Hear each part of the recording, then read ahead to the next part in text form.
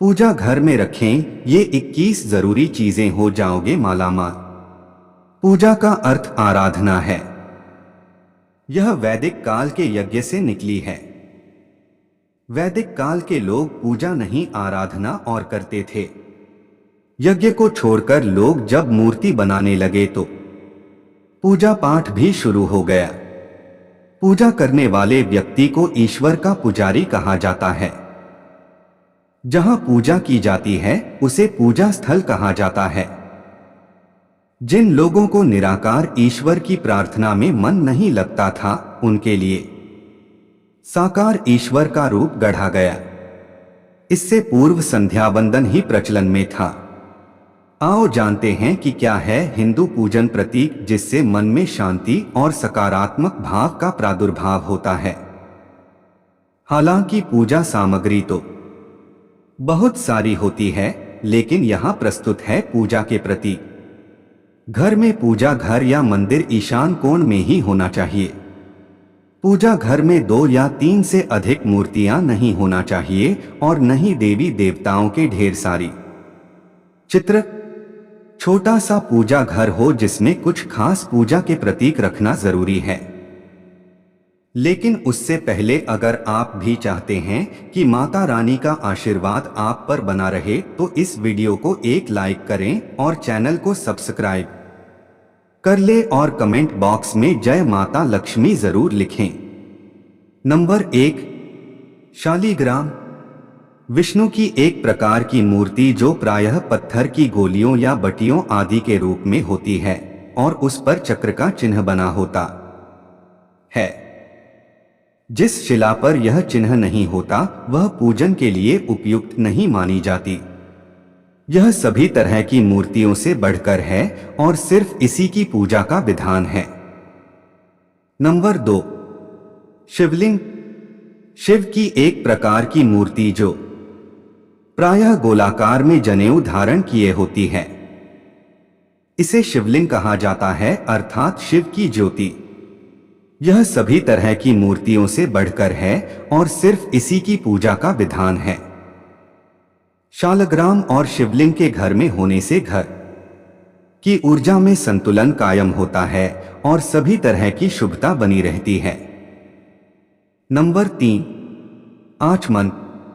छोटे से तांबे के लोटे में जल भरकर उसमें तुलसी डालकर हमेशा पूजा स्थल पर रखा जाता है। यह जल आचमन का जल कहलाता है। इस जल को 3 बार ग्रहण किया जाता है। माना जाता है कि ऐसे आचमन करने से पूजा का 2 गुना फल मिलता है। नंबर 4, पंचामृत। पंचामृत का अर्थ 5 प्रकार के अमृत, दूध, दही, शहद, घी व शुद्ध जल के मिश्रण को डोट पंचामृत कहते हैं।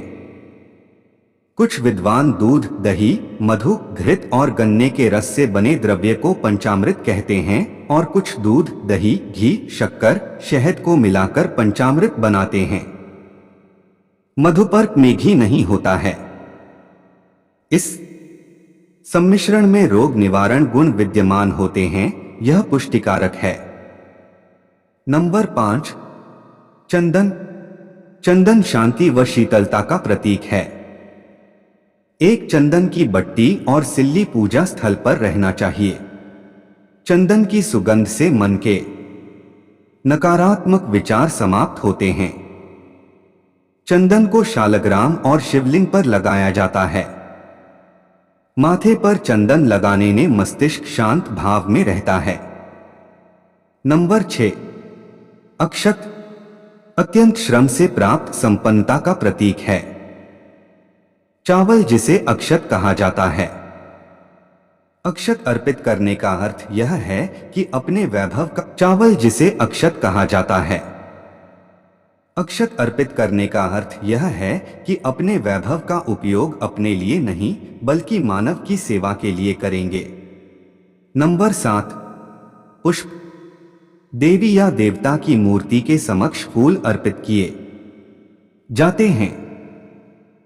यह सुंदरता का एहसास जगाने के लिए है। इसका अर्थ है कि हम भीतर और बाहर से सुंदर बने। नंबर 8, नैवेद्य। नैवेद्य में मिठास या मधुरता होती है। आपके जीवन में मिठास और मधुरता होना जरूरी है। देवी और देवता को नैवेद्य लगाते रहने से आपके जीवन में मधुरता, सौम्यता और सरलता बनी रहेगी।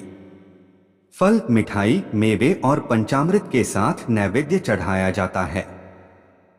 9, रोली। यह चुने की लाल बुकनी और हल्दी को मिलाकर बनाई जाती है। इसका एक नाम कुमकुम भी है। इसे रोज नहीं लगाया जाता। प्रत्येक पूजा में इसे चावल के साथ माथे पर लगाते हैं।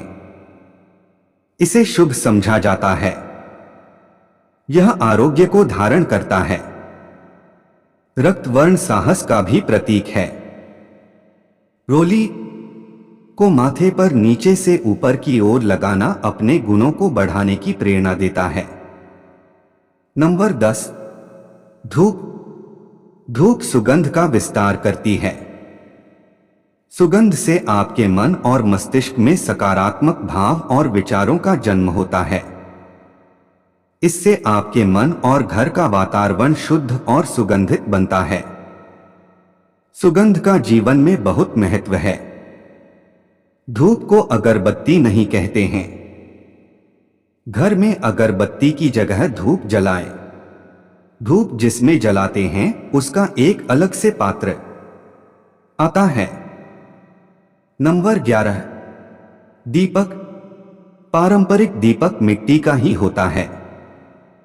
इसमें 5 तत्व हैं: मिट्टी, आकाश, जल, अग्नि और वायु।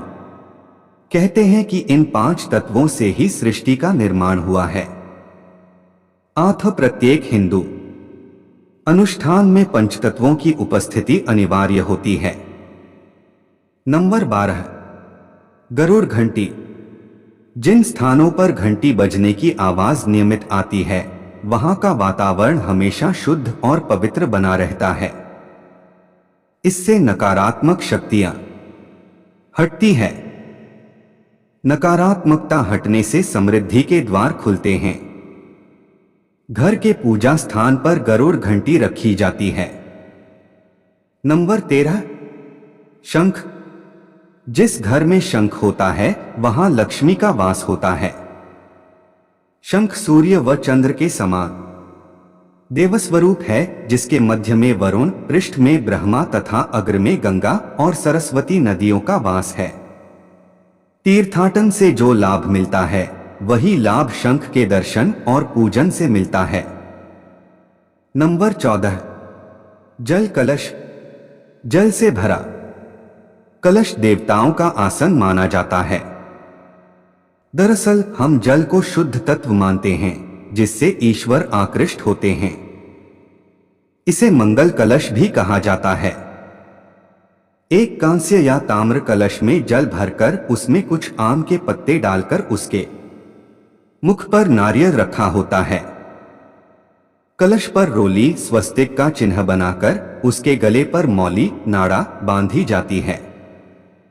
जल कलश में पान और सुपारी भी डालते हैं। नंबर 15, कौड़ी। पुराने समय से कुछ ऐसी परंपराएं या उपाय प्रचलित हैं जिन्हें अपनाने पर देवी लक्ष्मी की कृपा प्राप्त होती है। पीली कौड़ी को देवी लक्ष्मी का प्रतीक माना जाता है।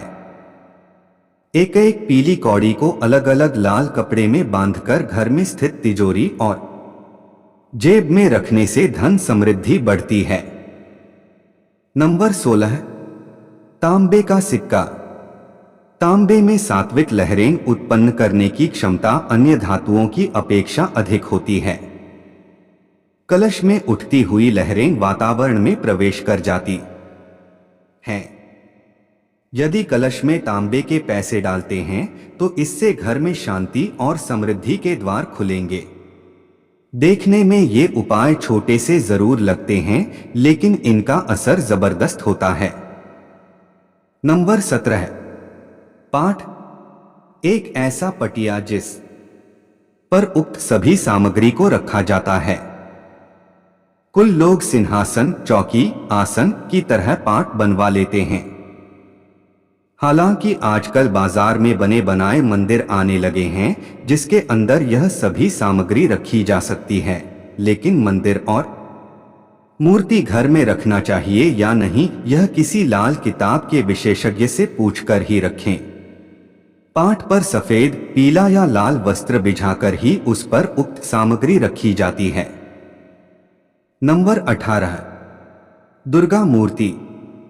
दुर्गा जी की स्वर्ण, रजत या ताम्र मूर्ति रखें। अगर ये उपलब्ध न हो सकें तो मिट्टी की मूर्ति अवश्य होनी चाहिए, लेकिन मूर्ति का साइज बहुत बड़ा नहीं होना चाहिए। चूंकि नवरात्रि में माता की पूजा विशेष रूप से की जाती है, इसलिए माता की मूर्ति जरूर होना चाहिए। नंबर 19, गंगा जल। एक तांबे के बुत ही छोटे से लोटे में गंगाजल भरकर अवश्य रखें। कई बार हमें इस जल की आवश्यकता पड़ती है। गंगाजल का कलश भी जल कलश की तरह रखें। नंबर 20, शुभ और लाभ। स्वस्तिक के साथ ही शुभ लाभ भी लिखा जाता है। दरअसल विघ्ननाशक की रिद्धि और सिद्धि नामक दो पत्नियां हैं जो प्रजापति विश्वकर्मा की पुत्रियां हैं। सिद्धि से क्षेम और रिद्धि से लाभ नाम के दो पुत्र हुए। लोक परंपरा में इन्हें ही शुभ लाभ कहा जाता है। नंबर 21, अन्य सामग्री। हल्दी की गांठ, यज्ञोपवीत, बाल मुकुंद और गणेश जी की पीतल की छोटी सी मूर्ति, कर्पूर, इत्र की शीशी, चांदी का सिक्का, नाड़ा, लच्छा, शहद, मधु, इलायची, छोटी लौंग, खड़ा धनिया, दूर्वा, रुद्राक्ष व स्फटिक की माला और पूजन सामग्री। यह तमाम जानकारी जनरुचि को ध्यान में रखकर दी जा रही है। ज्योतिष और धर्म के उपाय और सलाहों को अपनी आस्था और विश्वास पर आजमाएं। वीडियो का उद्देश्य मात्र आपको बेहतर सलाह देना है। इस संदर्भ में हम किसी प्रकार का कोई दावा नहीं करते हैं। दोस्तों, आज की हमारी वीडियो आपको कैसी लगी हमें कमेंट करके बताएं। अगर आपको हमारी वीडियो अच्छी लगी तो कमेंट बॉक्स में जय मां लक्ष्मी जरूर लिखें। माता लक्ष्मी आप पर सदैव अपनी कृपा बनाए रखें। वीडियो के अंत तक बने रहने के लिए धन्यवाद।